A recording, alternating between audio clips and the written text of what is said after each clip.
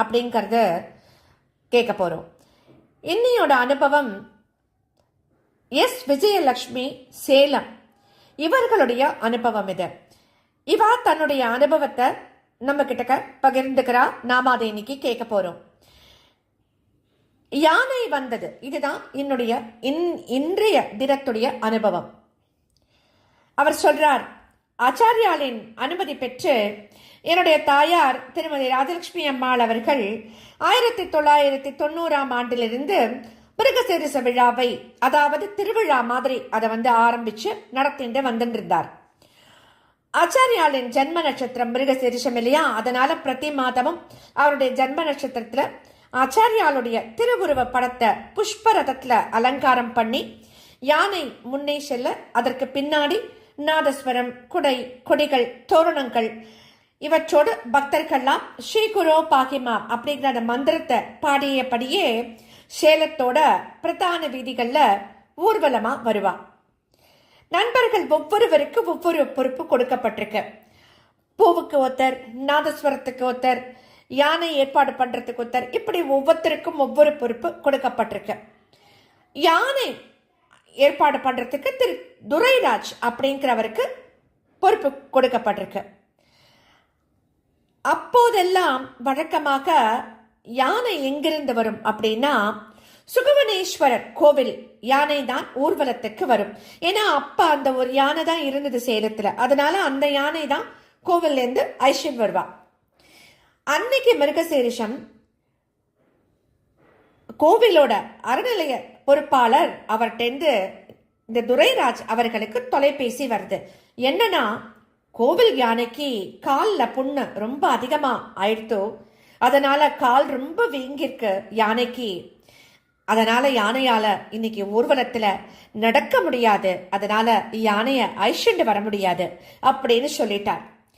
இதை கேட்டதும் அவருக்கு என்ன பண்றதுன்னே ஒன்றும் புரியல, திடுக்கிட்டு போயிடுறார். அவருடனே இதை அந்த ராஜலட்சுமி அம்மாள் அவர்கிட்ட அவர் தெரிவிக்கிறார். உடனே அவருக்கும் படப்படப்பாயிடுது. ஆனாலும் அந்த படப்படப்போடு அவர் என்ன பண்றார், நம்முடைய ஆச்சாரியாலோட படத்தை பார்த்து நமஸ்காரம் பண்ணிட்டோ, குருநாதா, யானை இல்லாமல் இந்த ஊர்வலம் எப்படி இருக்கும்? நீங்க தான் எப்படியாவது அந்த யானைய வரவழைக்கணும் அப்படின்னு வேண்டிக்கிறார். அவ்வளவுதான். அவர் எப்போதுமே நம்ம ஒண்ணு வச்சுக்கணும், குரு கிட்டக்க நம்ம பொறுப்பை கொடுத்துட்டோம்னா அப்புறம் நம்ம அதை பத்தி கவலைப்படக்கூடாது. கண்டிப்பா அவர் நடத்தி வைப்பார், அதுதான் நிதர்சனமான உண்மை, அதுதான். ஆனா ஆத்மார்த்தமா அவர்கிட்ட பொறுப்பை நம்ம ஒப்படைச்சிடணும். இப்படி அந்த ராஜலட்சுமி அம்மாள் குருவிடம் பொறுப்பு ஒப்படைச்சுட்டார்.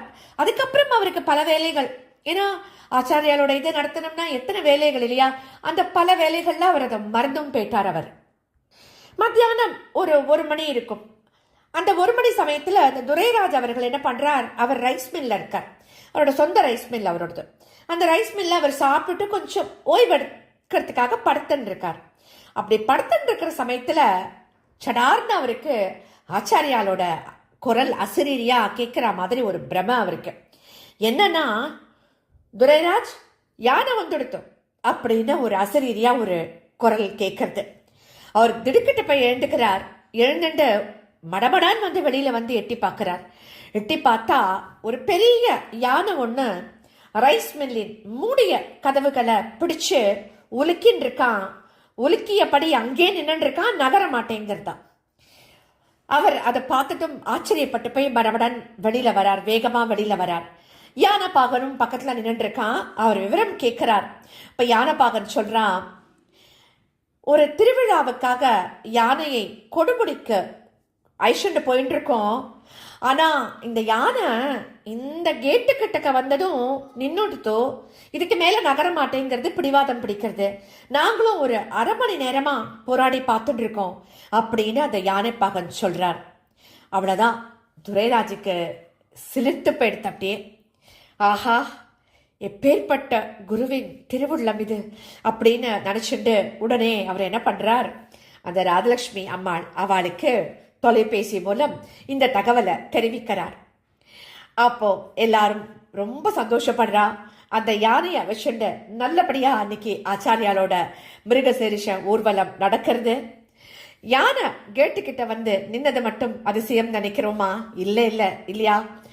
அவருக்கு அதை தெரிவிக்கிறதுக்காக துரைராஜ் யானை வந்துடுத்து அப்படின்னு ஆச்சாரியால் அறிவித்ததுதான் அதிசயம் இல்லையா? நமக்கெல்லாம் ஆச்சாரியாலோட குரல் கேட்டுட்டே இருக்கும். ஆச்சாரியால்கிட்ட பேசின வாளுக்கெல்லாம் ஆச்சாரியால் குரல் திரும்ப திரும்ப ரீங்காரம் பண்ணிட்டே இருக்கும். நமக்கு அவர் எப்படி சொல்லுவார், எப்படி வார்த்தைகளை உதிர்ப்பார் அப்படின்னு நிச்சயமா நமக்கெல்லாம் தெரியும்.